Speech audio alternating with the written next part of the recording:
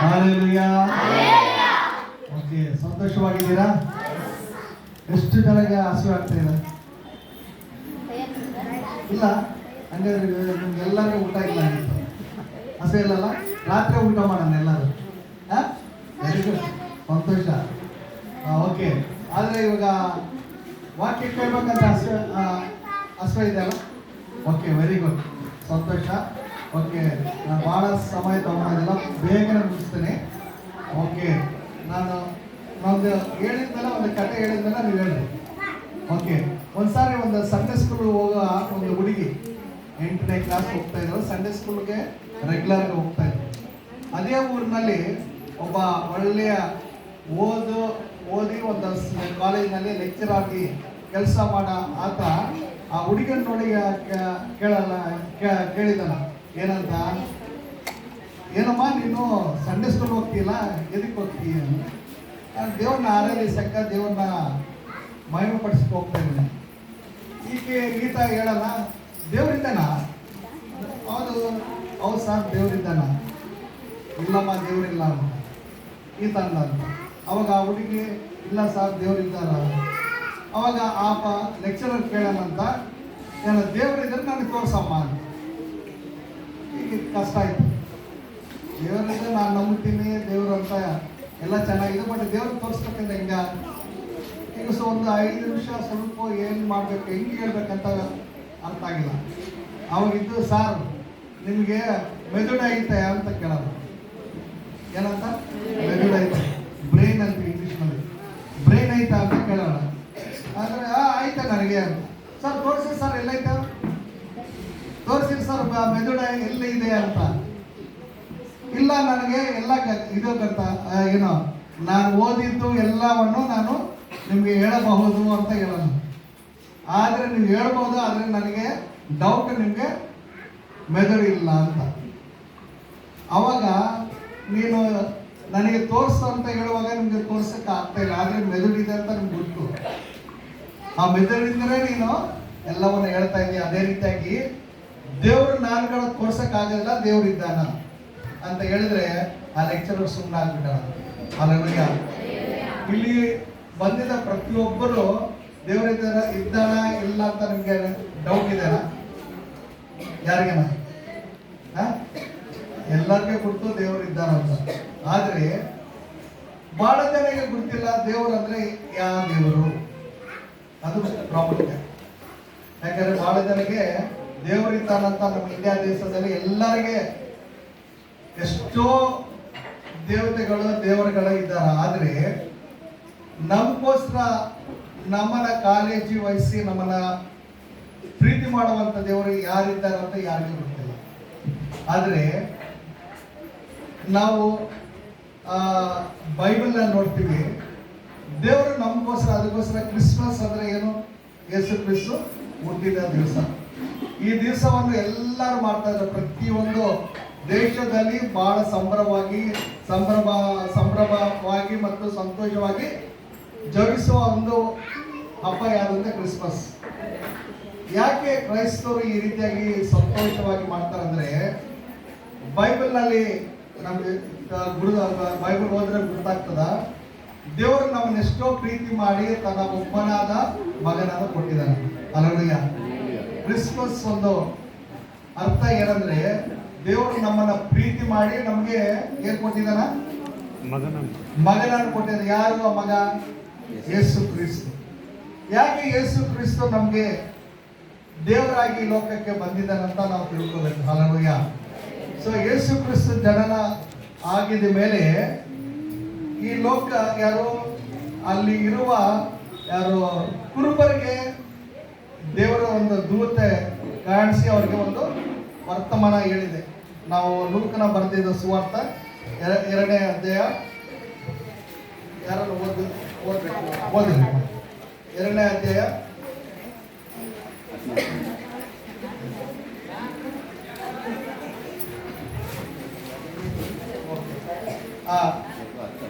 10ನೇ ವಚನ 2:10. ಹೆದರಬೇಡಿರಿ, ಕೇಳಿರಿ, ಜನರಿಗೆಲ್ಲ ಮಹಾ ಸಂತೋಷವನ್ನುಂಟು ಮಾಡುವ ಶುಭ ಸಮಾಚಾರವನ್ನು ನಿಮಗೆ ತಿಳಿಸುತ್ತೇನೆ. ಅದೇನೆಂದರೆ, ಈ ಹೊತ್ತು ನಿಮಗೋಸ್ಕರ ದಾವೀದನೂರಲ್ಲಿ ಒಬ್ಬ ರಕ್ಷಕನು ಹುಟ್ಟಿದ್ದಾನೆ. Okay, hallelujah. ಇಲ್ಲಿ ದೇವರ ದೂತ ಬಂದು ಆ ಕುರುಬರು ಕಾಯ್ತಾ ಇದ್ದಾರೆ. ಯಾರನ್ನ?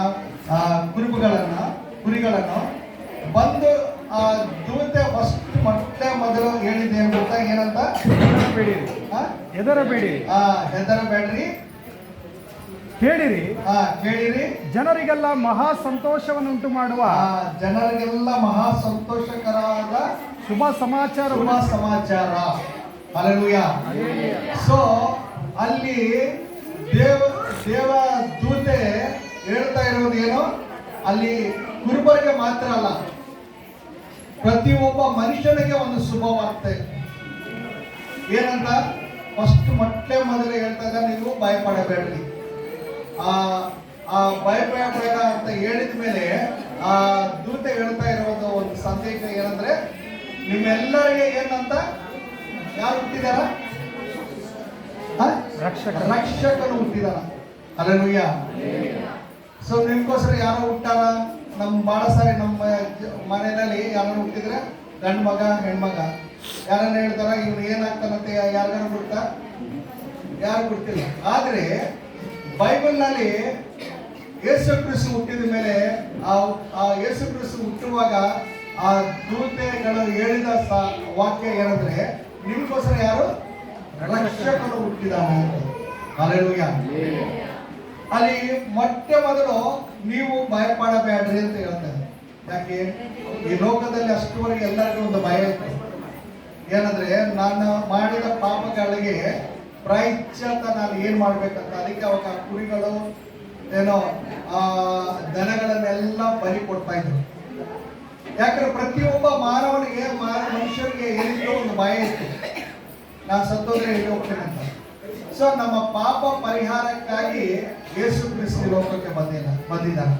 ಯಾಕಂದ್ರೆ ಮಾನವನಿಗೆ ಗುರುತು ನಾವೆಲ್ಲರೂ ಪಾಪ ಮಾಡಿ ದೇವರ ಒಂದು ಮಹಿಮನ್ನು ಪಡ್ಕೊಳ್ತಾ ಇಲ್ಲ ಅಂತ ಗುರುತಾಗಿ ಆ ಪಾಪದಿಂದ ಬಿಡುಗಡೆ ಆಗ್ಬೇಕಂತ ಏನೇನೋ ಪ್ರಯತ್ನ ಮಾಡ್ತಾ ಇದ್ದಾರೆ.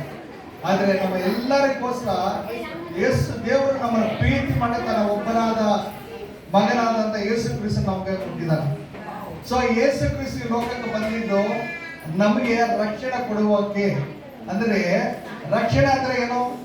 ನಾವು ನರಕಕ್ಕೆ ಹೋಗೋದು ತಪ್ಪಿಸಿ ನಮಗೆ ಪರಲೋಕಕ್ಕೆ ನಮ್ಮನ್ನ ಸೇರಿಸುವಕ್ಕೆ ಮಾರ್ಗವನ್ನು ಏರ್ಪಾಟು ಮಾಡಿದಂತ ಯೇಸು ಸ್ವಾಮಿ ನಮಗೆ ಹುಟ್ಟಿದಾರಂತ ಈ ಬೈಬಲ್ ತಿಳಿಯಲ್ಪಡಿಸ್ತಾ ಇದೆ.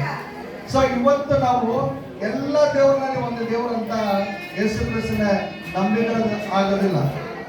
ಆದ್ರೆ ಯೇಸು ಕ್ರಿಸ್ತ ಮಾತ್ರನೇ ನನಗೆ ಪರಲೋಕಕ್ಕೆ ಮಾರ್ಗ. ಒಬ್ಬರೇ ನನ್ನ ಪಾಪಗಳನ್ನು ಕ್ಷಮಿಸಕ್ಕೆ ಆತ ನನಗೆ ಶಕ್ತಿ ಇದೆ. ಆತ ನನಗೋಸ್ಕರ ಸತ್ತೋಗಿ ತಿರುಗಿ ಎದ್ದಾಳಂತ ನಾವು ಆ ವಿಶ್ವಾಸದಿಂದ ಬಾಯಿಂದ ಅರಿಕೆ ಮಾಡಿದ್ರೆ ನಮಗೆ ರಕ್ಷಣೆ ಆಗುತ್ತೆ. ಸೊ ಬಹಳ ಸಾರಿ ನಮ್ಮ ಈ ಲೋಕದಲ್ಲಿ ಇರೋರಿಗೆ ಎಲ್ಲರಿಗೆ ಏನು ಯೇಸು ಸ್ವಾಮಿ ಬೇಕು. ಯಾಕೆ?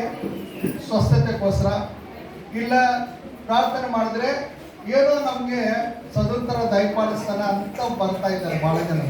ಆದ್ರೆ ಎಲ್ಲಕ್ಕಿಂತ ಮೊದಲು ಯೇಸು ಕ್ರಿಸ್ತನ ನಾನು ನಂಬಿದರೆ ನನ್ನ ಜೀವಿತದಲ್ಲಿ ರಕ್ಷಣೆ ಮಾತ್ರ ಅಲ್ಲ, ಎಲ್ಲವನ್ನು ಒದಗಿಸುವಂತ ದೇವರಾಗಿದ್ದಾನೆ. ಹಲ್ಲೆಲೂಯ. ನಿನಗೆ ನನಗೆ ಈ ಲೋಕದಲ್ಲಿ ಯಾಕೆ ಕಷ್ಟಗಳು, ನಮಗೆ ಯಾಕೆ ಬಾಧೆಗಳು, ನಮ್ಗೆ ಯಾಕೆ ಆಶೀರ್ವಾದ ಬರ್ತಾ ಇಲ್ಲ ಅಂದ್ರೆ ನಮ್ಮ ಪಾಪಗಳು ಅಡ್ಡಿ ಬರ್ತಾ ಇದೆ. ಸೊ ಆ ಪಾಪಗಳನ್ನು ಜಲ್ದಿ ಸುಲಭವಾಗಿ ಅವರು ನಂಬೋದಿಲ್ಲ. ಆದ್ರೆ ಅವರ ಜೀವಿತದಲ್ಲಿ ಅನುಭವ ಪೂರಕವಾಗಿ ಅವರು ಯೇಸು ಕ್ರಿಸ್ತ ಏನಂತ ಅವ್ರು ನಂಬಿದರೆ ಮಾತ್ರ ಯೇಸು ಕ್ರಿಸ್ತ ಎಂತ ದೇವರಂತ ಅವ್ರಿಗೆ ಗೊತ್ತಾಗ್ತದೆ. ಆ ಹುಡುಗ ನಾನು ಹೇಳಿನಲ್ಲ, ರಾಜ ನೀನೇ ನನಗೆ ಬೇಕಂತ ಯಾವಾಗ ಅಪ್ಪಿಕೊಂಡನೋ ಅವತ್ತಿನಿಂದ ರಾಜ ಅದು ಎಲ್ಲವನ್ನು ಕೊಡೋದಕ್ಕೆ ಆತ ಸಂಸಿದ್ಧನಾದ. ಯಾಕೆ? ಅದು ಆತ ಕೊಟ್ಟಿದ್ದ ಒಂದು ವಾಗ್ದಾನ. ಅದೇ ರೀತಿಯಾಗಿ ಯೇಸು ಕ್ರಿಸ್ತ ಲೋಕಕ್ಕೆ ಲೋಕ ರಕ್ಷಕನಾಗಿ ಬಂದು ಎಲ್ಲವನ್ನು ಕೊಡೋದಕ್ಕೆ ನಮ್ಗೆ ಸಿದ್ಧನಾಗಿದ್ದಾನೆ. ಹಲ್ಲೆಲೂಯ. ಅದು ನೀನು ನಾನು ನಂಬಬೇಕು, ಅದು ನಾವು ಅನುಭವಿಸಬೇಕು ಪ್ರತಿದಿನ ಯೇಸು ಸ್ವಾಮಿ ಅಂತ ಬಂದು. ಅದು ಅಷ್ಟೇ ಬಿಟ್ಟು ಏನೋ ಕ್ರಿಸ್ಮಸ್ ಸೀಸನ್ ನಲ್ಲಿ ಇಲ್ಲ ಕ್ರಿಸ್ಮಸ್ ಇಂಥ ಮೀಟಿಂಗ್ ನಲ್ಲಿ ಬಂದ್ರೆ ಮಾತ್ರ ಯೇಸು ಸ್ವಾಮಿ ಬೇಕಂತ ಬಂದ್ರೆ ಅದು ವ್ಯರ್ಥ.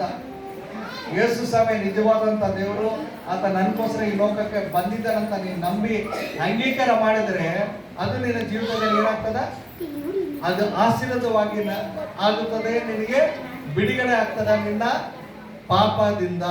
ಹಲ್ಲೆಲೂಯ. ಸೊ ಇವತ್ತು ಯೇಸು ಸ್ವಾಮಿ ನಿನಗೆ ನನಗೆ ಪಾಪದಿಂದ ಬಿಡುಗಡೆ ಮಾಡುವುದಕ್ಕಾಗಿ ಲೋಕಕ್ಕೆ ಬಂದಿದ್ದಾನಂತ ನಂಬಬೇಕು. ಹಲ್ಲೆಲೂಯ. ಸೊ ಯಾವಾಗ ನಾವು ಆ ರೀತಿಯಾಗಿ ನಂಬಿತವ ನಮ್ಮ ಜೀವಿತದಲ್ಲಿ ಏನಾಗ್ತದ, ಆಶೀರ್ವಾದ ನಮ್ಮ ಜೀವಿತದಲ್ಲಿ ಸಂತೋಷ ಆಗ್ತದೆ.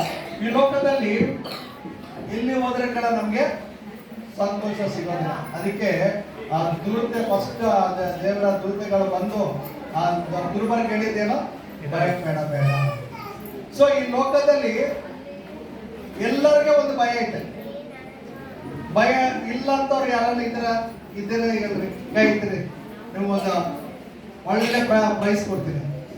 ಇಲ್ಲ ನನ್ಗೆ ಭಯ ಇಲ್ಲಪ್ಪ ಅಂತ ಇರೋರು ಯಾರನ್ನ ಇದ್ರೆ ಕೈ ಇದ್ರಿ. ಭಯ ಇಲ್ಲಪ್ಪ, ಹಂಗಿದ್ರೆ ಬರಲ್ಲ ಏನೋ. ಆದ್ರೆ ನಿನ್ಗೆ ತಿಳಿದಂತ ರೀತಿಯಲ್ಲಿ ಯಾವುದೋ ಒಂದು ಭಯ ಐತೆ. ನಿನ್ ಮಕ್ಕಳಕ್ಕೋಸ್ಕರ ನಿನ್ಗೆ ಭಯ ಇಲ್ಲಮ್ಮ ಏನಮ್ಮ, ಅಲ್ಲ ಅಕ್ಕ, ನಿನ್ನ ಭವಿಷ್ಯತ್ತಕ್ಕೋಸ್ಕರ ನಿನ್ಗೆ ಭಯ ಇಲ್ಲ, ನಿನ್ನ ಮಕ್ಕಳು ಏನಾಗ್ತಾರಂತ ಭಯ ಇಲ್ಲ, ಎಲ್ಲರಿಗೂ ಐತೆ. ನಾವು ಸುಮ್ಮನೆ ಅನ್ಬೋದು. ಇವತ್ತು ನಾನು ಕೇಳಿದಂತ ಪ್ರತಿಯೊಬ್ಬರಿಗೆ ಗುರುತು ನನ್ನ ಮಕ್ಕಳು ಏನಾಗ್ತಾರೋ, ಈ ಲೋಕದಲ್ಲಿ ಇರುವಾಗ ಪ್ರತಿಯೊಬ್ಬರಿಗೆ ಯಾವುದೋ ಒಂದು ಭಯ. ಏನೋ ತಂದೆ ತಾಯಿಗಳಿಗೆ ಏನು ಭಯ, ನಮ್ಮ ಮಕ್ಕಳು ಚೆನ್ನಾಗಿ ಓದಬೇಕು, ಭವಿಷ್ಯಕ್ಕೆ ಏನಾಗ್ತದೆ. ಸರಿ, ಚೆನ್ನಾಗಿ ಮಕ್ಕಳು ಓದಿದ ಮೇಲೆ ಏನ್ ಬಿಡ್ತಾ, ಕೆಲಸ ಸಿಗ್ತದೋ ಇಲ್ಲ ಅಂತ. ಕೆಲಸ ಸಿಕ್ಕಿದ ಮೇಲೆ ಎಂತ ಹುಡುಗಿ ಬರ್ತಾಳೋ ಏನ, ಮದುವೆ ಇಲ್ಲ ಆಗ್ತದೋ ಏನ. ಎಲ್ಲ ಮದುವೆ ಆಯ್ತಂಗೋ, 1 ವರ್ಷ ಆಯ್ತು ಮಕ್ಕಳಾಗಿಲ್ಲ, ಅಯ್ಯೋ ಮಕ್ಕಳು ಹುಡ್ತಾರೋ ಇಲ್ಲ. ಟೆನ್ಷನ್ ಎಲ್ಲರಿಗೂ ಒಂದು ಭಯ. ಸೊ ಇದು ಕಂಟಿನ್ಯೂಟ್ ಆಗಿ ಇದ್ದೇ ಇರ್ತದೆ ಪ್ರತಿಯೊಬ್ಬರ ಜೀವಿತದಲ್ಲಿ. ಇನ್ನ ಸ್ವಲ್ಪ ಜನಗೆ ಹೆಂಗ್ ಉಳ್ತಾ ಒಬ್ರು ಹೇಳ್ತಾ ಇದ್ರು, ಅವ್ರಿಗೆ ನಿದ್ದೆ ಮಾಡ್ಬೇಕಂದ್ರೆ ಭಯ ಅಂತ. ಯಾಕಪ್ಪ ಅಂದ್ರೆ, ಸರ್ ಯಾವಾಗ ನನ್ನ ಹಾರ್ಟ್ ಅಟ್ಯಾಕ್ ಅಕ್ಕಿ ಸತ್ತೋಗ್ತೀನಿ, ಅದಕ್ಕೆ ಹಂಗೇ ಇರ್ತಾನಂತ. ಅದು ಇಂಪಾಸಿಬಲ್. ಅಂದ್ರೆ ಅವರಿಗೆ ಇಂಥ ಭಯ. ಇನ್ನೊಬ್ಬರಿಗೆ ಒಬ್ಬರು ಹೇಳ್ತಾನ, ಸರ್ ನನ್ನ ಹೊರಗಡೆ ಹೋಗ್ತಿರೋ ಭಯ ಸರ್, ಎಲ್ಲಿ ಆಕ್ಸಿಡೆಂಟ್ ಸತ್ತೋಗ್ತೀನಿ ಅಂತ. ಸೊ ಪ್ರತಿಯೊಬ್ಬರಿಗೆ ಯಾವುದೋ ಒಂದು ಭಯ. ಇನ್ನೊಬ್ಬ ಸ್ವಲ್ಪ ಜನ ಇದ್ದಾರೆ, ಅವ್ರಿಗೆ ಯಾವಾಗ ನೋಡಿದ್ರೆ ಒಂದು ಭಯ. ಏನಂದ್ರೆ ಏನೋ ಅವ್ರಿಗೇನೋ ಅನಿಸ್ತದಂತ. ಒಬ್ಬ ಡಾಕ್ಟರ್ ಹೇಳ್ತಾ ಇದ್ರು, ಅವ್ರು ಕುತ್ಕೊಂಡು ಇರ್ತಾರೆ, ಯಾರೋ ಬದಿಗೂ ಬಂದು ಮಾತಾಡ್ತೀನಿ, ಏನೋ ಯಾರೋ ಕುಸಿ ಮಾತಾಡಕ್ಕೆ ಹೇಳಿರ್ತದ, ನನಗೆ ಭಯ ಆಗ್ತದೆ ಸರ್. ಸೊ ಇಂಥ ಭಯದಿಂದ ನಮ್ಮನ್ನ ತಪ್ಪಿಸೋಕೆ ಈ ಲೋಕಕ್ಕೆ ಯೇಸು ಸ್ವಾಮಿ ಬಂದಿದೆ. ಇವತ್ತು ನಿನ್ನ ಎಂಥ ಭಯನ ಇರ್ಬೋದು, ನಿನ್ನ ಎಂಥ ಸಮಸ್ಯೆನ ಇರ್ಬೋದು, ನೀನು ಯೇಸು ಸ್ವಾಮಿ ಹತ್ರ ಬಂದ್ರೆ ನಿನಗೆ ಬಿಡುಗಡೆ ಆಗ್ತದೆ. ಆ ಟೆನ್ಷನ್ ಇರೋದಿಲ್ಲ. ಅದಕ್ಕೆ ಬೈಬಲಲ್ಲಿದೆ ಏನಂತ ಗೊತ್ತಾ, ಆತನ ಭವಿಷ್ಯತ್ತನ್ನು ಆತನ ಕೈನಲ್ಲಿದೆ. ಹಿ ಹೋಲ್ಡ್ಸ್ ಮೈ ಫ್ಯೂಚರ್ ಅಂತ ಇಂಗ್ಲಿಷ್ ನಲ್ಲಿ ಹೇಳ್ತೀವಿ. ನನ್ನ ಭವಿಷ್ಯತ್ತು ನನಗೆ ಗೊತ್ತಿಲ್ಲ, ನಾಳೆ ಏನಾಗ್ತದೆ ನನಗೆ ಗೊತ್ತಿಲ್ಲ. ಆದ್ರೆ ನನ್ನ ಭವಿಷ್ಯತ್ತನ್ನು ಗೊತ್ತಿದ್ದವರು ಈ ಲೋಕದಲ್ಲಿ ಒಬ್ಬರೇ ಅವರು, ಯೇಸು ಸ್ವಾಮಿ. ಸೊ ಯೇಸು ಸ್ವಾಮಿಗೆ ನಿನ್ನ ಒಪ್ಪಿಸ್ಕೊಂಡ್ರೆ ಏನಾಗ್ತದೆ ಗೊತ್ತಾ, ನಿನ್ನ ಭಯ ಇರೋದಿಲ್ಲ. ಬಹಳ ಸಾರಿ ನಾನು ಕೆಲಸ ಮಾಡುವ ಪ್ಲೇಸ್ ಮೊದಲು ಹಗಿರಿನಲ್ಲಿ ಬಹಳ ನೋಟೇರಸ್, ಇವಾಗೆಲ್ಲ ಒಂದು 20 ವರ್ಷ ಕೆಳಗೆ ಅಲ್ಲಿ ಏನೋ ಹೊಲಿತಾ ಇದ್ರು, ಬಹಳ ಗಲಾಟೆ ಮಾಡ್ತಾರೆ. ನಮ್ಮ ಫ್ರೆಂಡ್ಸ್ ಹೇಳ್ತಾರೆ, ಯಾಕಂದ್ರೆ ನಾನು ಬಹಳ ಒಳ್ಳೆಯವನಂತ ಎಲ್ಲ ಗೊತ್ತು. ಯಾಕಂದ್ರೆ ನಿನಗೆ ಭಯ ಆಗೋದಿಲ್ಲ, ನೀವು ಅವರು ಹಂಗಿದ್ರ ಅಂತ. ನಾನು ಯಾವಾಗ ಭಯಪಟ್ಟಿಲ್ಲ. ಒಂದ್ಸಾರಿ ಚಾಲೆಂಜ್ ಕಡೆ ಆಯ್ತು, ನೀನು ಹೆಂಗ ಹೊರಗಡೆ ಬರ್ತೀವಿ, ಇವತ್ತು ಹೆಂಗ್ ಬಲ್ಲಾರಿ ಹೋಗ್ತೀಯ ಅಂತ. ಆದ್ರೆ ಕಡೆ ದೇವರು ಏನು ಮಾಡಿ, ದೇವ್ರು ನನ್ನ ಜೊತೆಗೆ ಇದಕ್ಕೋಸ್ಕರ ಯಾವುದು ಏನಾಗಿಲ್ಲ. ಆದ್ರೆ ಒಂದನ್ನ ವಿಷಯ ಹೇಳ್ತೀನಿ, ಯಾಕಂದ್ರೆ ನಾವು ಮಾಡ್ತಾ ಇರೋ ಆ ಪ್ಲಾಂಟ್ ಹೆಂಗಿದೆ ಅಂದ್ರೆ, ಯಾವ ಟೈಮ್ ನಲ್ಲಿ ಎಕ್ಸ್ಪ್ಲೋರ್ ಆಗತ್ತೆ ಅಂತ ಪ್ಲಾಂಟ್ ಅದು ನಾವು ಮಾಡ್ತಾ ಇರುವ ಕೆಲಸ. ಆದ್ರೆ ಇವತ್ತು ಕಡೆ ನಾನು ಸಜೀವನಾಗಿ ಇದ್ದೀನಂದ್ರೆ ಇದು ಒಂದು ಕೃಪೆ. ಸೊ ನಾವು ಟೆನ್ಷನ್ ಪಡೆದು ಇಲ್ಲಂದ್ರೆ ಭಯದಿಂದ ನಾವು ಜೀವಿಸಿದ್ರೆ ಏನಾಗಲ್ಲ. ಆದ್ರೆ ನಮ್ಮನ ಜೀವಿತವನ್ನು ಯೇಸು ಸ್ವಾಮಿಗೆ ಒಪ್ಪಿಸಿದ್ರೆ, ಆತನ ಕೈಗೆ ನಾವು ಕೊಟ್ಟಿದ್ರೆ ನಮ್ಮ ಭವಿಷ್ಯವನ್ನು ರೂಪಿಸುವಂತ ದೇವರ ಆತನಾಗಿದೆ. ಹಲ್ಲೆಲೂಯ. ಅದಕ್ಕೆ ಅಲ್ಲಿ ದೂತ ಬಂದು ಹೇಳ್ತಾರೆ, ನೀವು ಭಯಪಡಬೇಡ್ರಿ, ನೀವು ಒಂದು ಶುಭವಾರ್ತೆ ಕೊಡ್ತಾ ಇದ್ದೀನಿ. ಸೊ ಇವತ್ತು ನಿನ್ನ ಜೀವಿತದಲ್ಲಿ, ನನ್ನ ಜೀವಿತದಲ್ಲಿ ಒಂದು ವೇಳೆ ಭಯದಿಂದ ನೀನು ನಡೆಸ್ತಾ ಇದ್ದರೆ, ಒಂದು ವೇಳೆ ನಿನಗೆ ಡಾಕ್ಟರ್ಸ್ ಬಂದು ಇವತ್ತು ನಿನಗೆ ಈ ರೋಗ ಬಂದಿದೆ ಅಂತ ಹೇಳ್ತಾ ಇರುವಾಗ ಯಾವ ರೀತಿ ಆಗಿರ್ತಾರೆ, ಒಂದು ವೇಳೆ ನಿಮ್ಮ ಗಂಡನು ದಿನಾಲೇ ನಿನ್ನ ಕಷ್ಟಪಡಿಸ್ತಾ, ಇಲ್ಲಾಂದ್ರೆ ಒಂದು ಭಯದಿಂದ ನಡೆಸ್ಕೋತಾ ನಿನ್ನ ನೋಡ್ಕೊಂತ ಇದ್ರೆ, ಇವತ್ತು ಆ ಭಯದಿಂದ ನಿನಗೆ ಬಿಡುಗಡೆ ಆಗುತ್ತದೆ. ಯೇಸು ಸ್ವಾಮಿನ ನಂಬಿದೆ. ಹಲ್ಲೆಲೂಯಾ. ಯೇಸು ಸ್ವಾಮಿ ಹತ್ರ ಬಂದ್ರೆ ನೀನು ಕುತ್ಕೊಂಡು ಪ್ರಾರ್ಥನೆ ಮಾಡಿದ್ರೆ, ಆತ ನಿನ್ನ ದೇವರಾಗಿದ್ರೆ ಆಟೋಮೆಟಿಕ್ ಆಗಿ ನಿನ್ನ ಜೀವಿತದಲ್ಲಿ ಆ ಭಯವನ್ನು ತೆಪ್ಪಿಸಿ ನಿನಗೆ ಒಂದು ಬಿಡುಗಡೆ ಕೊಡುವಂತ ದೇವರಾಗಿದ್ದಾರೆ. ಹಲ್ಲೆಲೂಯಾ. ಒಂದು ಕಥೆ ಹೇಳಿ ನಾನು ಮುಗಿಸ್ತೇನೆ. ಒಂದ್ಸಾರಿ ಒಬ್ಬ ಏನಂತಾರ, ಒಬ್ಬ ಆಕಿ ಅಂದ್ರೆ ಮದುವೆ ಆಗಿದೆ. ಆಕೆ ಯೇಸು ಸ್ವಾಮಿ ನಂಬಿ ಆಕಿ ಪ್ರತಿದಿನ ಚರ್ಚ್ಗೆ ಹೋಗ್ತಾ ಇದ್ರು. ಗಂಡಗೆ ಇಷ್ಟ ಇಲ್ಲ. ಗಂಡಗೆ ಏನಂದ್ರೆ ಚರ್ಚ್ಗೆ ಹೋಗಿ ನೀನು ಓದಿದ್ದೀನಿ, ನಾನು ಕಲಿತೀನಿ ಅಂತ ಹೇಳ್ತಾ ಇದ್ದಂತ. ಸೊ ಸೀಕ್ರೆಟ್ ಆಗಿ ನಾನು ಬಜಾರ್ಗೆ ಹೋಗ್ತಿದ್ದೆ ಇಲ್ಲ ಅಂತ ಆಕಿ ಚರ್ಚ್ಗೆ ಹೋಗ್ತಾ ಇದ್ರು. ಸರಿ, ಒಂದ್ ದಿವಸ ಏನಾಯ್ತು, ಒಂದು ಮೀಟಿಂಗ್ ನಡೀತಾ ಇದ್ದ ಅವ್ರ ಚರ್ಚ್ಗೆ. ಆ ಚರ್ಚ್ಗೆ ಹೋಗಿದ್ದಾಳ. ಅವತ್ತು ಪ್ರಸಂಗ ಚೆನ್ನಾಗಿದ್ದಕ್ಕೋಸ್ಕರ 8 ಗಂಟೆಗೆ ಹಿಂಗಿದ್ದ ಕಡೆ ಮನೆಗೆ ಬರ್ತಾ ಇದ್ದಳು. ಆಕೆ ಯಾರಿಗೂ ಗಂಡಗೆ ಗುರ್ತಾಗಲಿಲ್ಲ, ಎಲ್ಲಿ ಹೋದ್ರ ಕಡೆ ಒಂದು ಬರೋದು. ಆದ್ರೆ ಅವತ್ತು ಆ ಮೀಟಿಂಗ್ ಚೆನ್ನಾಗಿದ್ದಕ್ಕೋಸ್ಕರ, ವಾಕ್ಯ ಚೆನ್ನಾಗಿದ್ದಕ್ಕೋಸ್ಕರ ಆಕೆಗೆ ಟೈಮ್ ನೋಡ್ಕೊಂಡಿಲ್ಲ. 10 ಗಂಟೆ ಆಗ್ಬಿಡ್ತು. ಆದ್ರೆ ಮನೆಗೆ ಬರುವಾಗ ಆಕೆ ಗುಡ್ತಾ ಇದ್ದಾರೆ, 10 ಗಂಟೆ ಇವತ್ತು ಆಯ್ತು, ನನ್ನ ಗಂಡ ಗ್ಯಾರಂಟಿ ನಾನು ಇವತ್ತು ಏನೋ ಮಾಡ್ತಾನಂತ. ಸೊ ಆಕೆ ಮನೆಗೆ ಒಳಗೆ ಬಂದಿದ ತಕ್ಷಣ ಗಂಡ ಫುಲ್ ಕೋಪದಿಂದ ಕತ್ತಿ ತಗೊಂಡು, ಇವತ್ತಾಯ್ತು ನಾನು ನಿನ್ನ ಕೊಲ್ಲು ಬಿಡ್ತೀನಿ ಅಂತ ಬಂದಾನ. ಅವಾಗ ಇಮ್ಮಿಡಿಯೇಟ್ ಆಗಿ ಆಕೆಗೆ ಆ ಕೇಳಿದ ಪ್ರಸಂಗದ ಒಂದು ಮಾತು ಆಕೆ ನೆನಪಿನಲ್ಲಿ ಬಂತು. ನೀನು ಏನು ಈ ಲೋಕದಲ್ಲಿ ಬಂಧಿಸಿದ್ರೆ ಅದು ಪರಲೋಕದಲ್ಲಿ ಬಂಧಲ್ಪಡ್ತದ ಅಂತ ಹೇಳಿದ ವಾಕ್ಯ ಹಾಕಿ ಇಟ್ಕೊಂಡು, ಯೇಸು ನಾಮದಲ್ಲಿ ನಿನ್ನ ಕೈಯನ್ನು ಬಂಧಿಸ್ತೀನಿ ಅಂತ ಹೇಳೋಣ. ಆ ಗಂಡನ ಕೈ ಹೆಂಗೆ ಇಟ್ಬಿಟ್ಟು, ಹಲ್ಲೆಲೂಯಾ. ಸೊ ಆ ಕೈ ಹಿಂದೆ ಹೋಗ್ತಾ ಇಲ್ಲ, ಮುಂದೆ ಬರ್ತಾ ಇಲ್ಲ. ಹೊಲಿಬೇಕಂತ ಇದ್ದಾನ, ಆದ್ರೆ ಆತನ ಕೈ ಬರ್ತಾ ಇಲ್ಲ. ಅವಾಗ ಗಂಡಗೆ ಗೊತ್ತಾಯ್ತು, ನೀನೇನೋ ಮ್ಯಾಜಿಕ್ ಮಾಡಿಬಿಟ್ಟಿ, ನೀನೇನೋ ಮಂತ್ರ ಮಾಡಿಬಿಟ್ಟಿ, ನನ್ನ ಕೈ ಬರ್ತಾ ಇಲ್ಲಮ್ಮ, ಫಸ್ಟ್ ನನ್ನ ಕೈ ಬರೋಕೆ ಮಾಡೋಣ. ಅವಾಗ ಆಕೆ ಹೇಳೋಣಂತ, ನಾನು ನಂಬಿದಂಥ ದೇವರು ಸಜೀವನಾದಂಥ ದೇವರಾಗಿದ್ದಾನ. ಆತ ನಿನ್ನ ನಂಬಿದ ನಿನ್ನ ಜೀವಿತದಲ್ಲಿ ನಿಜವಾದಂಥ ಸಂತೋಷ, ಈ ಕೋಪ, ಈ ಕ್ರೋಧ ಬರೋದಿಲ್ಲ ಅಂತ ಹೇಳಿ, ನೀನು ನಂಬಿತೀಯ ಅಂದ್ರೆ ನಾನು ಪ್ರಾರ್ಥನೆ ಮಾಡ್ತೀನಿ, ಇಲ್ಲಂದ್ರೆ ಇಲ್ಲ ಅಂದ. ನಾನು ಅಮ್ಮ, ನಾನು ಯೇಸು ಸ್ವಾಮಿ ನಂಬಿದ್ದೀನಿ, ಫಸ್ಟ್ ನನ್ನ ಕೈ ಬರ್ತಾ ಹೇಳ. ಅವಾಗ ಯೇಸು ನಾಮದಲ್ಲಿ ನಿನ್ನ ಕೈ ಮತ್ತೆ ಮಾಮೂಲಾಗ ಅಂತ ಹೇಳಿದ್ರೆ ಆಕೆ ಕೈ ಮಾಮೂಲಾಗಿ. ಸೊ ಅವತ್ತು ಆಕಿ ಯೇಸು ಸ್ವಾಮಿನ ನಂಬಿದಾಳ. ಹಲ್ಲೆಲೂಯಾ. ಆತ ಯೇಸು ಸ್ವಾಮಿ ನಂಬಿದಾನ. ಅದೇ ರೀತಿಗೆ ಯೇಸು ಸ್ವಾಮಿನಲ್ಲಿ ನಾವಿದ್ರೆ ನಾವು ಏನು ಕೇಳಿದ್ವೋ ಆತ ಕೊಡುವಂತ ದೇವರ ಆಗಿದ್ದಾನ. ಅಷ್ಟು ಮಾತ್ರ ಅಲ್ಲ, ನಾವು ಏನು ಬಂಧಿಸ್ತೋ ಅದು ಬಂಧಲ್ಪಡ್ತದ. ಹಲ್ಲೆಲೂಯಾ. ಸೊ ಇಂಥ ಯೇಸು ಸ್ವಾಮಿ ನಮ್ಮ ಜೀವಿತದಲ್ಲಿ ಬೇಕಾ ಬೇಡ ಹೇಳ್ರಿ. ಹಲ್ಲೆಲೂಯಾ. ಯೇಸು ಸ್ವಾಮಿ ನನ್ನ ಜೀವಿತದಲ್ಲಿ ಬೇಕು. ನನ್ನ ಪಾಪಗಳು ಕ್ಷಮಿಸಲ್ಪಡಬೇಕು. ನಾನು ಕಡೆ ಯೇಸು ಸ್ವಾಮಿ ಮಗನಾಗಿ ಇರ್ಬೇಕಂತ ಇಷ್ಟಪಡೋರು ಇವತ್ತು ಮಧ್ಯಾಹ್ನ ಸಮಯದಲ್ಲಿ ಒಂದೊಂದು ನಿರ್ಧಾರ ತಗೋರಿ. ಯಾಕಂದ್ರೆ ದೇವರು ಈ ಅವಕಾಶ ಎಲ್ಲರಿಗೂ ಕೊಡೋದಿಲ್ಲ. ಒಂದೊಂದು ಸಾರಿ ಕೊಡೋ ನಿಮ್ಗೆ ಸಿಕ್ಕೋದು ಮತ್ತೆ ಇನ್ನ ನನ್ನ ಜೀವಿತ ಇದೆ ಅಂತ ಅನ್ಕೊಳಕ್ಕಾಗೋದಿಲ್ಲ. ಈ ಹೊಸ ವರ್ಷದಲ್ಲಿ ದೇವರು ನಮ್ಮ ಒಟ್ಟಿಗೆ ಮಾತನಾಡುವಾಗ ಒಂದು ನಾವು ಕ್ಷಣ ನಾವು ಪ್ರಾರ್ಥನೆ ಮಾಡೋಣ. ದೇವರೇ, ನೀನು ನನಗೆ ಬೇಕು, ನನ್ನ ಪಾಪಗಳು ಕ್ಷಮಿಸಲ್ಪಡಬೇಕಂತ. ಒಬ್ಬ ಒಳ್ಳೆ ಆಕ್ಟ್ರೆಸ್, ಬಹಳ ಅಂದವಾಗಿ ಸುಂದರವಾಗಿದ್ರು. ಹಾಗಾದ್ರೆ ದೇವರೊಂದು ಸೇವಕರು ದೇವರು ಅವಾಗ ಒಬ್ಬ ಸೇವಕನ ಹತ್ರ ಮಾತಾಡಿ, ಹೋಗ ಹಾಗಾದ್ರೆ ಹೋಗಿ ಹೇಳು ನಾನು ಸುವಾರ್ತೆವನ್ನು ಅಂತ ಹೇಳುವಾಗ, ಈ ಪಾಸ್ಟರ್, ಈ ಸೇವಕರು ಹೋಗಿ, ಏನಮ್ಮ, ಯೇಸು ಸ್ವಾಮಿ ನಂಬಮ್ಮ, ನಿನ್ನ ಜೀವಿತದಲ್ಲಿ ಯೇಸು ಸ್ವಾಮಿ ಇಲ್ಲಂದ್ರೆ ನಿನ್ನ ಜೀವಿತ ಅದು ಶೂನ್ಯ ಅಂತ ಹೇಳುವಾಗ, ನನಗೆ ಯೇಸು ಸ್ವಾಮಿ ಬೇಡ, ನನಗೆ ಫುಲ್ ಬ್ಯುಸಿ ಇದ್ದೀನಿ, ನನಗೆ ಯಾವುದು ಬೇಡ ಅಂತ ಆಕೆ ತಿರಸ್ಕರಿಸಿ ಕಾರ್ನಲ್ಲಿ ಹೋಗ್ತಾ ಇರೋವಾಗ ಆಕ್ಸಿಡೆಂಟ್ ಆಗಿ ಸತ್ತೋಗಿದ್ರು. ಅಲ್ಲೆಲೂಯ. ಸೊ ಆ ಚಾನ್ಸ್ ದೇವರು ಕೊಟ್ಟಿದ್ದಾನ, ಅವತ್ತು ಹಾಕಿ ಆ ಯೇಸು ಸ್ವಾಮಿನನ್ನು ಅಂಗೀಕರಿಸಿರಿ. ಅದೇ ಚಾನ್ಸ್ ನಿಮಗೆ ಕೂಡ ಇವತ್ತು ದೇವರು ಕೊಡ್ತಾ ಇರ್ಬೋದು. ದೇವರೇ ನೀನು ಒಂದು ವೇಳೆ ಹಿಂಗಿರ್ತದೆ ನಮ್ಮ ಭವಿಷ್ಯದ ಗೊತ್ತಿಲ್ಲ, ಆದ್ರೆ ಯೇಸು ಸ್ವಾಮಿ ಇವತ್ತು ನಮಗೆ ಬಂದು ದೇವರೇ ನನ್ನ ಪಾಪಗಳನ್ನು ಕ್ಷಮಿಸು, ನನ್ನ ಮಗನಾಗಿ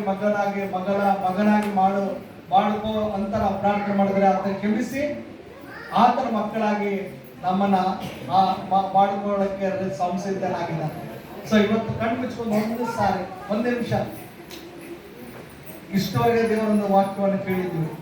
ಯೇಸು ಸ್ವಾಮಿ ನಿನ್ಗೋಸ್ಕರನೇ ಈ ಲೋಕಕ್ಕೆ ಬಂದಿದ್ದಾನ, ನಿನ್ನ ಪಾಪಗಳನ್ನು ಕ್ಷಮಿಸುವಕ್ಕೆ, ನಿಮ್ಮನ್ನ ಬಿಡುಗಡೆ ಕೊಡುವಕ್ಕೆ ಈ ಲೋಕಕ್ಕೆ ಬಂದಿದ್ದಾನಂತ ನೀನು ಕೇಳಿರುವಾಗ ಇವತ್ತು ನಿನ್ನ ಜೀವಿತದಲ್ಲಿ ಹೌದು ನನಗೆ ಯೇಸು ಸ್ವಾಮಿ ಬೇಕು, ನನ್ನ ಪಾಪಗಳು ಕ್ಷಮಿಸಲ್ಪಡಬೇಕು, ನಾನು ಕೂಡ ರಕ್ಷಣೆ ಹೊಂದಬೇಕು, ಪರಲೋಕಕ್ಕೆ ಹೋಗ್ಬೇಕು, ನನಗೆ ಯೇಸು ಸ್ವಾಮಿ ಇದ್ರೆ ಎಲ್ಲವನ್ನು ಆತ ಕೊಡುವಂತ ದೇವರಂತ ನೀನು ನಂಬಿದ್ರೆ, ಇವತ್ತು ನನಗೆ ಯೇಸು ಸ್ವಾಮಿ ಬಿಡುಗಡೆ ಕೊಡುತ್ತಾರಂತ ನೀನು ನಂಬಿದ್ರೆ, ನೀವು ಒಂದು ಸಾರಿ ನಿಮ್ಮ ಕೈಯನ್ನು ಎತ್ತಿ ನನಗೆ ತೋರಿಸಿದ್ರೆ ಒಂದು ಸಣ್ಣ ಪ್ರಾರ್ಥನೆ ಹೇಳ್ತೀನಿ. ಆ ಪ್ರಾರ್ಥನೆ ನೀವು ಮಾಡಿದರೆ ನೀವು ಕೂಡ ಯೇಸು ಸ್ವಾಮಿ ಮಗಳಾಗ್ತೀನಿ. ನನಗೆಲ್ಲ ತೋರಿಸ್ತಾ ಇರುವುದನ್ನ ಆ ಕೈ ಯೇಸು ಸ್ವಾಮಿ ತೋರಿಸ್ತೀನಿ. ಈ ಸಮಯದಲ್ಲಿ ದೇವರೇ ಯೇಸು ಸ್ವಾಮಿ ನಾನು ನಂಬುತ್ತಾ ಇದ್ದೇನೆ, ನೀನೇ ನಿಜವಾದಂತ ದೇವರು, ಈ ನನ್ನ ಪಾಪಗಳನ್ನು ಕ್ಷಮಿಸುವಂತ ದೇವರು ನೀನಾಗಿದೆ ಅಂತ ನಂಬುವರು ದಯವಿಟ್ಟು ಕೈಗೆ ತೋರಿಸಿ ಒಂದ್ಸಾರಿ. Hallelujah. Thank you Jesus, thank you master. ಈ ಸಣ್ಣ ಪ್ರಾರ್ಥನೆ ನಾನು ಹೇಳ್ತೀನಿ, ಆ ಪ್ರಾರ್ಥನೆಯನ್ನು ನೀವು ಮಾಡ್ರಿ, ಆಮೇಲೆ ನಾನು ಮುಗಿಸ್ತೇನೆ. ಯೇಸು ಸ್ವಾಮಿ ನೀನೇ ನಿಜವಾದಂತ ದೇವರು, ನಾನು ನಂಬುತ್ತಾ ಇದ್ದೀನಿ. ದೇವರೇ ನಾನು ಪಾಪಿನಿ, ನನ್ನ ಪಾಪಗಳನ್ನು ಕ್ಷಮಿಸಿ ನಿನ್ನ ರಕ್ತದಿಂದ ನನ್ನ ತೊಳೆದು ನಿನ್ನ ಮಗನಾಗಿ ನನ್ನ ಮಾಡಿಕೊಡಬೇಕಂತ ಪ್ರಾರ್ಥಿಸ್ತಾ ಇದ್ದೀನಿ. ಯೇಸು ಸ್ವಾಮಿ ನೀನೇ ನನ್ನ ದೇವರು, ಇವತ್ತಿನಿಂದ ನಿನ್ಗೋಸ್ಕರ ನಾನು ಜೀವಿಸುವಕ್ಕೆ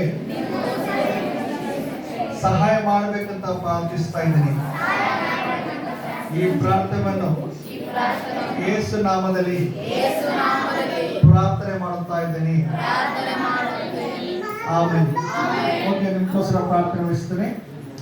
ಥ್ಯಾಂಕ್ ಯು ಜೀಸಸ್. ಸ್ತೋತ್ರ ಯೇಸುವೆ, ನಮ್ಮನ್ನ ಬಹಳವಾಗಿ ಪ್ರೀತಿ ಮಾಡುವಂತ ನಮ್ಮ ತಂದೆಯಾದ ಯೇಸುವೆ, ಈ ಮಧ್ಯಾಹ್ನ ಸಮಯದಲ್ಲಿ ದೇವರೇ ನಿಮ್ಮ ವಾಕ್ಯದಿಂದ ಪ್ರತಿಯೊಬ್ಬರ ಒಟ್ಟಿಗೆ ನೀವು ಮಾತನಾಡೋದಕ್ಕಾಗಿ ಸ್ತೋತ್ರ. ದೇವರೇ, ಯಾರ್ಯಾರು ಇವತ್ತು ನಿಮ್ಮನ್ನ ಅಂಗೀಕರಿಸಿ ನಂಬಿ ರಕ್ಷಣೆ ಹೊಂದಿಕೊಳ್ಬೇಕಂತ ಆಸೆ ಪಟ್ಟಿದ್ದಾರೋ ಅವರ ಜೀವಿತದಲ್ಲಿ ನೀವಿದ್ದು ನಡೆಸಬೇಕಂತ ಹೇಳ್ತಾರೆ. ಅಂಥದವರೆಗೆ ಅವರು ನಂಬಿಕೆಸ್ಥರಾಗಿ ಇನ್ನ ನಿಮ್ಮನ್ನು ಹೆಚ್ಚಾಗಿ ಪ್ರೀತಿಸಿ ನಿಮ್ಮನ್ನು ಹೆಚ್ಚಾಗಿ ತಿಳುಕೊಂಡು ನಿಮ್ಗೋಸ್ಕರ ಜೀವಿಸುವ ಮಕ್ಕಳಾಗಿರುವಂತೆ ಸಹಾಯ ಮಾಡಬೇಕಂತ ಬೇಡುತ್ತಾ ಇದ್ದೀನಿ. ಅದೇ ರೀತಿಯಾಗಿ ಸೇರಿ ಬಂದಿದ್ದ ಪ್ರತಿಯೊಬ್ಬನ ಆಶೀರ್ವದಿಸಿರಿ ತಂದೆ. ಈ ಬಂದಿದ್ದ ಇವರೆಲ್ಲರೂ ದೇವರೇ ಯಾರು ರಕ್ಷಣೆ ಹೊಂದಿದ್ದಾರೋ ಅವರು ಪ್ರತಿ ಆದಿವಾರ ಇಲ್ಲಿ ಬರುವಂತೆ ನಿಮ್ಮ ವಾಕ್ಯವನ್ನು ಕೇಳಿ ಅದರಲ್ಲಿ ಬಲ ಹೊಂದುವಂತೆ ಸಹಾಯ ಮಾಡಬೇಕಂತ ಬೇಡುತ್ತಾ ಇದ್ದೀನಿ.